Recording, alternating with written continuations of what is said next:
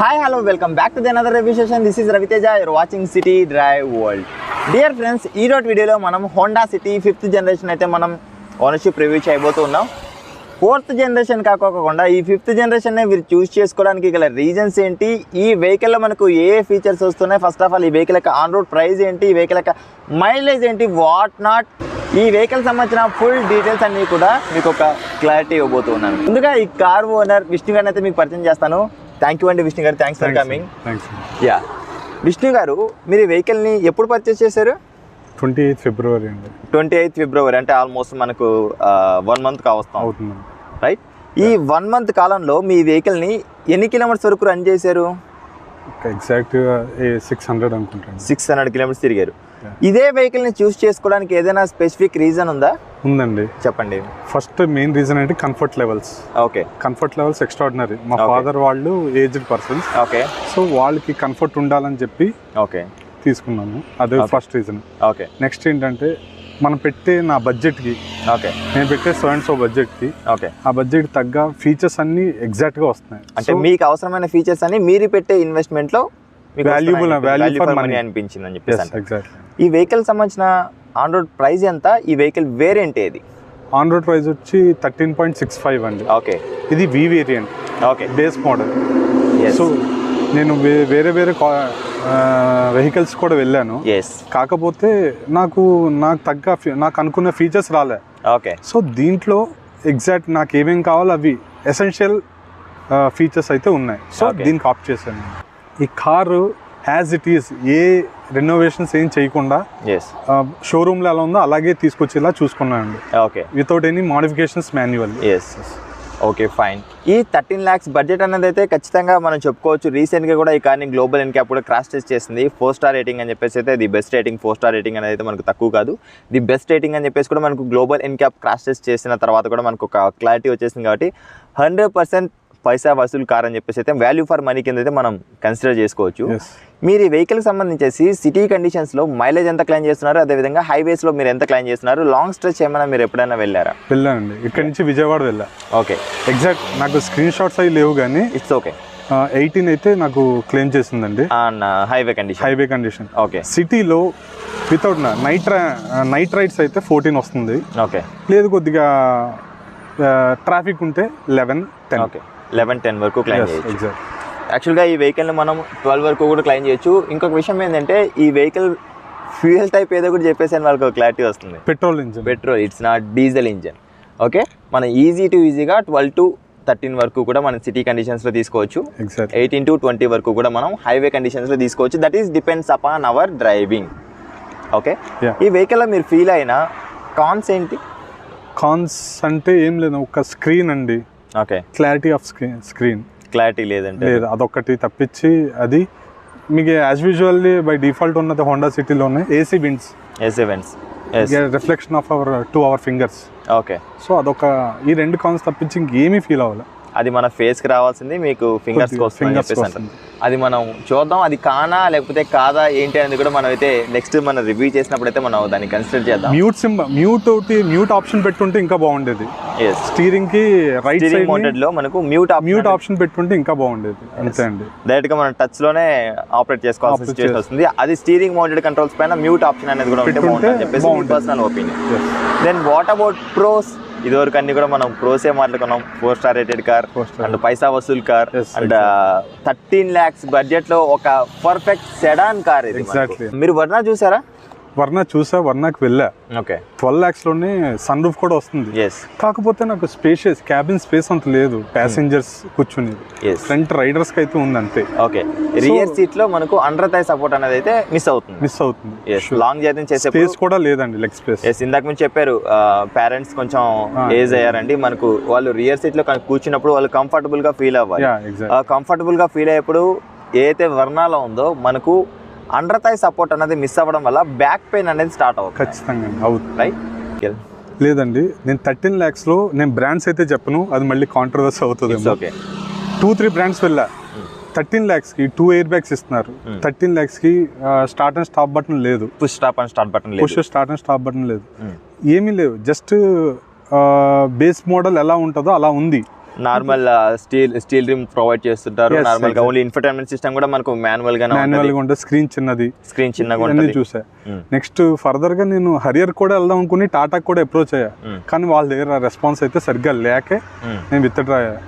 Finally నేను చేసిన after so much research and so much time I concluded this vehicle within a budget and getting a essential features. 13 lakhs అనేది అయితే fully packed అని చెప్పేసి మీరు feel అవుతారు. Exactly 100% నేను కూడా చెప్తాను ఏంటి అంటే 13 lakhs బడ్జెట్ అనేది ఈ కార్కి వాల్యూ ఫర్ మనీనా కాదా ఏంటి అన్నది అయితే మీకు ఇప్పుడు ఈ వెహికల్ని వాక్ అరౌండ్ చేసిన తర్వాత అయితే మీకు ఒక ఫుల్ క్లారిటీ అని చెప్పేసి ఇస్తాను.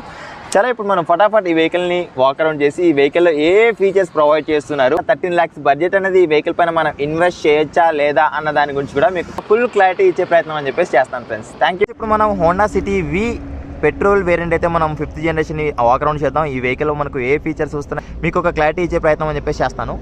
చలో మనకు 4th జనరేషన్కి 5th జనరేషన్కి తేడా ఏంటని చెప్పేసి చూసినట్టయితే కనుక ఫ్రంట్ ప్రొఫైల్ అనేది మనకు 4th జనరేషన్లో బాక్సీ ఫీలింగ్ లాగైతే కనిపిస్తుంది. మీకు ఇక్కడ పక్కన ఫోటో కూడా డిస్ప్లే చేస్తున్నాను, ఒకసారి అది గమనించండి. అండ్ 5th జనరేషన్కి వచ్చేప్పటికి డిఫరెన్స్ ఏంటి అంటే మనం ఒకసారి ఓనర్ నుంచి కూడా తీసుకుందాం ప్లీజ్. విష్ణు గారు, 4th జనరేషన్కి 5th జనరేషన్కి తేడా ఏంటి? మీరు 4th జనరేషన్ కాకుండా 5th జనరేషన్ ఎందుకు చూస్ చేసుకున్నారు? యాక్చువల్లీ 4th జనరేషన్ వచ్చి వెహికల్ బాక్సీ ఫీలింగ్ ఉందండి. ఓకే. సో 5th జనరేషన్ అలా లేదు చూడండి, కూడా ఎలా వచ్చాడు, ఒక ఫారెన్ వెహికల్ ఫీల్ వస్తుంది మీకు చూడగానే. So that is the main reason. Right friends, ఇక ఫ్రంట్ ప్రొఫైల్లో మనం గమనించినట్లయితే కనుక హోండా సిటీలో మనకు ప్రీవియస్గా కూడా మనం చూస్తున్నాం కదా, బ్రాడ్ క్రోమ్ ఇన్సర్ట్స్ అయితే ప్రొవైడ్ చేస్తున్నారు. దీంతోపాటు కూడా ఓవరాల్ కార్ లుక్ అని చెప్పేసి మాత్రం మనకు ఈ విధంగా అనిపిస్తుంది. అండ్ ఇంకొక విషయం ఏంటి అంటే ఈ బేస్ వేరియంట్లో కూడా మనకు ప్రొజెక్టర్ హెడ్ ల్యాంప్స్ అనేది అయితే ప్రొవైడ్ చేస్తున్నారు. దీంతోపాటు కూడా ఫాగ్ ల్యాంప్స్. అంటే మనకు 13 lakhs బడ్జెట్ అనేది మీకు ఏదైతే ఉందో అందులో మీకు ఫుల్లీ లోడెడ్ ఫీచర్స్ అన్నీ కూడా మనకి ఇందులో అయితే ప్రొవైడ్ చేస్తున్నారు. ఓవరాల్గా ఈ కార్ అనేది మాత్రం ఫ్రంట్ ప్రొఫైల్ మనకు ఈ విధంగా కనిపిస్తూ ఉంటుంది. చలో ఒకసారి అయితే మనం సైడ్ ప్రొఫైల్కి అయితే వెళ్ళిపోతాం. సైడ్ ప్రొఫైల్ అయితే మనకు 15 inches అలై వీల్స్ అయితే ప్రొవైడ్ చేస్తున్నారు. దీంతో పాటు కూడా ఎలక్ట్రికలీ ఫోల్డబుల్ ఓవర్ వీమ్స్ అయితే ప్రొవైడ్ చేస్తున్నారు, బాడీ కలర్. అండ్ ఓవరాల్గా ఈ కార్కి సంబంధించిన సైడ్ ప్రొఫైల్ అన్నది మాత్రం మనకి ఈ విధంగా కనిపిస్తుంది. చలో ఒకసారి మనం రియర్ సెక్షన్కి అయితే వెళ్ళిపోతాం. ఈ కార్ యొక్క రియర్ సెక్షన్ మనం గమనించినట్లయితే కనుక సిటీ యొక్క బ్యాజింగ్ అండ్ ఈ టైల్ ల్యాంప్ క్లస్టర్ కూడా యూనిక్గా డిజైన్ చేయడం అని చెప్పేసి జరిగింది. అండ్ ఓవరాల్గా ఈ కార్ రియర్ సెక్షన్ అనేది మాత్రం మనకు ఈ విధంగా కనిపిస్తుంది. అండ్ కింద రిఫ్లెక్టర్స్ అయితే ప్రొవైడ్ చేస్తూ ఉన్నారు. అండ్ ఒకసారి మనం బూట్ ఓపెన్ చేద్దాం. బూట్ ఓపెన్ చేసి మనకు ఇందులో ఎంతవరకు స్పేస్ అనేది ఏంటని చెప్పేసి అయితే చెక్ చేద్దాం. ఇక బూట్ స్పేస్ గురించి మనం మాట్లాడినట్లయితే కనుక there is no compromise at all. VIP big size VIP suit case మనం ఒకటి ఇన్స్టాల్ చేసుకున్నా కూడా ఒక mid size VIP suit case install చేసుకుని 4-5 బ్యాక్ ప్యాక్స్ని అయితే ఈజీగా ఇన్స్టాల్ చేసుకోవచ్చు.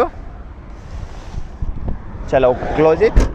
మనకు రీసెంట్గా తెలిసిందే కదా ఈ వెహికల్ని గ్లోబల్ ఎన్కాప్ క్రాష్ టెస్ట్ చేసినప్పుడు కూడా ఈ కార్కి మనకు 4 star రేటింగ్ అని చెప్పేసి వచ్చిందని చెప్పేసి అందరికీ తెలిసిందే. మనం ఇంటీరియర్లోకి అయితే వెళ్దాం. ఇంటీరియర్ అయితే మనకు కీలెస్ ఎంట్రీ అయితే ప్రొవైడ్ చేస్తున్నారు. And driver side door pad పైన అయితే మనకు all power Windows controls and over wing controls and chrome door opener అయితే ప్రొవైడ్ చేస్తున్నారు. బీజ్ అండ్ బ్లాక్ కలర్ అయితే మనకు ఈ డోర్ ప్యాడ్ అయితే డ్రైవర్ సైడ్ డోర్ ప్యాడ్ అనేది కనిపిస్తూ ఉంటుంది. ఇందులో మనకు 1 liter వాటర్ బాటిల్ అయితే హోల్డ్ చేసుకోవడానికి కొంచెం స్పేస్. దీంతోపాటు ఇక్కడ మనకు మ్యాగజైన్ హోల్డర్ లాంటిది అయితే ప్రొవైడ్ చేశారు, కానీ ఇంత మనకు లోపలికి అయితే స్పేస్ అయితే ఏం లేదు. అండ్ దీంతోపాటు ఇక్కడ కొంచెం కాయిన్స్ అవి ఉంచుకోవడానికి కొంచెం స్పేస్. అదేవిధంగా ఈ సైడ్ మనం ఆమ్రెస్ట్గా కూడా మనం దీన్ని యూజ్ చేసుకోవచ్చు. ఇక్కడ కొంచెం కుషన్ ఫీలింగ్ అనేది ఇవ్వడం వల్ల ఇక్కడ మనకు సాఫ్ట్ ఫీలింగ్ అనేది అయితే మనం క్లియర్గా నోటీస్ చేయొచ్చు. చాలా ఒకసారి లోపలికి వెళ్ళిపోయినట్టయితే ఫస్ట్ రో అనేది అయితే మనకు ఈ విధంగా కనిపిస్తూ ఉంటుంది. డ్రైవర్కు హైట్ అడ్జస్ట్మెంట్, అదేవిధంగా సీట్ రిక్లైనర్ ఆప్షన్ కూడా ప్రొవైడ్ చేస్తున్నారు. అండ్ దీంతోపాటు push stop and start button కూడా ప్రొవైడ్ చేస్తున్నారు. And cruise controls, flat bottom steering wheel, 7 inches touch screen infotainment system అనేది మాత్రం ఈ కార్ సెంటర్ కౌన్సిల్లో ప్రొవైడ్ చేయడం అని చెప్పేసి జరుగుతుంది. అండ్ దీంతోపాటు కూడా ఈ వెహికల్ యొక్క ఫిట్ అండ్ ఫినిషింగ్ గురించి కూడా మనం మాట్లాడదాం. ఎక్కడ కూడా మనకు ఇక్కడ అన్కాంప్రమైజ్ అన్నట్టయితే హోండా సిటీలో మనకు కనిపించదు. 1 and 2, 3 ఇక్కడ డాష్ బోర్డ్ అనేది మాత్రం 3 tone ఫినిషింగ్ అయితే కనిపిస్తూ ఉంటుంది. Beige and piano black and black and chrome inserts కూడా మనకు ఈ వెహికల్ యొక్క డాష్ బోర్డ్లో ఒక ప్రీమియం లుక్ని అందించే ప్రయత్నం అని చెప్పేసి చేస్తూ ఉంటాయి. అండ్ వీరు ఏదైతే చెప్పారో ఏసీ వెంట్స్ అనేది మాత్రం మనకు డైరెక్ట్గా మనకు ఫేస్ కాకుండా ఈ హ్యాండ్స్కి వస్తుంటుంది అని చెప్పేసి ఇదైతే వాస్తవం. ఇదైతే మనకు ఫేస్కి వస్తుంది, కానీ లెఫ్ట్ సైడ్ ఏదైతే ఉందో ఈ ఏసీ వెంటర్ అయితే ఇక్కడ నేను చూపిస్తాను మీకు, కంప్లీట్గా క్లోజ్ అయిపోతుంది. అంటే మనకు ఫేస్ కాకుండా ఫింగర్స్కి ఎక్కువ రావడం వల్ల కొంచెం ఇన్కన్వీనియంట్గా అయితే ఫీల్ అవుతాం. ఇక ఇన్స్ట్రుమెంటల్ క్లస్టర్ గురించి మనం మాట్లాడినట్లయితే కనుక ఇందులో మనకు మాన్యువల్ ఇన్స్ట్రుమెంటల్ క్లస్టర్ అయితే ప్రొవైడ్ చేస్తూ ఉన్నారు. చలో, అండ్ ఏసీ అడ్జస్ట్ చేసుకోవడానికి కూడా ఇక్కడ నాబ్ అనేది అయితే ప్రొవైడ్ చేస్తున్నారు. And left side vanity mirror, and right side కూడా మనకు వ్యాంట్రీ మిర్రర్ అయితే ప్రొవైడ్ చేస్తున్నారు. And L E D reading lamps. ఇక గ్లవ్ బాక్స్ విషయం చూసినట్టయితే కనుక ఓకే ఫైన్, ఇక్కడ మనం ఓనర్ మాన్యువల్ బుక్ పెట్టుకుంటే ఇంతవరకు మనకు స్పేస్ అనేది అయితే ఉంటుంది. ఎక్కువ ఇందులో మనం గ్లవ్ బాక్స్ స్పేస్ అయితే ఎక్స్పెక్ట్ చేయలేము. అండ్ కో ప్యాసింజర్ సైడ్ మనకు డోర్ అనేది మనకి ఈ విధంగా కనిపిస్తూ ఉంటుంది. స్టీరింగ్ గురించి కూడా మనం ఒకసారి చూసినట్టయితే కనుక ఇందులో మనకు ఫ్లాట్ బాటమ్ స్టీరింగ్ వీల్ అయితే ప్రొవైడ్ చేస్తున్నారు.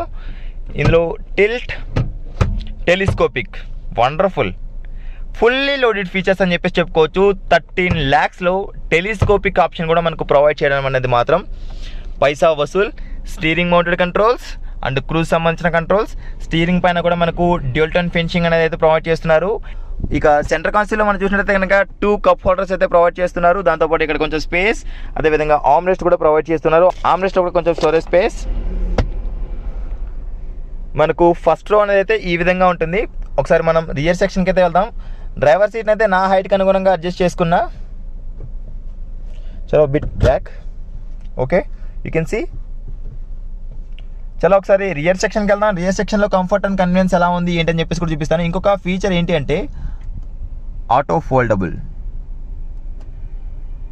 సి చలో, ఈ కార్ యొక్క రియర్ సెక్షన్లో కూడా మనం 1 లీటర్ వాటర్ బాటిల్ అయితే హోల్డ్ చేసుకోవడానికి అయితే కొంచెం స్పేస్ అయితే ప్రొవైడ్ చేస్తున్నారు. దాంతోపాటు కూడా ఇక్కడ కూడా మనకు కొంచెం స్టోరేజ్ స్పేస్.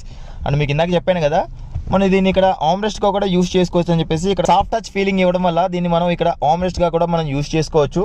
ఇక కంఫర్ట్ అండ్ కన్వీనియన్స్ విషయంగా చూసినట్టయితే కనుక సఫిషియంట్ నీ room and leg room and head room also. Head room విషయం వచ్చేప్పటికి కొంచెం 6 feet హైట్ ఉంటే మాత్రం టచ్ అవుతుంది. అండ్ సెంటర్లో అయితే మనకు ఏసీ వెంట్స్ ప్రొవైడ్ చేస్తున్నారు. ఓవరాల్గా ఈ కార్ యొక్క డాష్ బోర్డ్ వ్యూ అనేది అయితే మనకు ఈ విధంగా కనిపిస్తూ ఉంటుంది. చాలా ఒకసారి మనం ఇంటీరియర్ 360 degrees వ్యూ చూద్దాం.